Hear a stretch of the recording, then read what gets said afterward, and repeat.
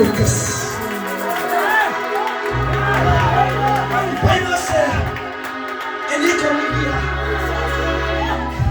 die Baalse profete is besig om vir 'n altaar te bou. Hier is 'n altaar neergesit. En die Here sê vir die afvat my altaar. En jy sit langs hulle neer. Die Baalse profete, hulle bring ook as. Die Baalse profete, hulle gaan ook in gebed. Die Baalse profete, hulle dra ook mantels. Maar die krag van die Here, die krag van die Here, die teenwoordigheid van God, was nie te einde. Is klaar.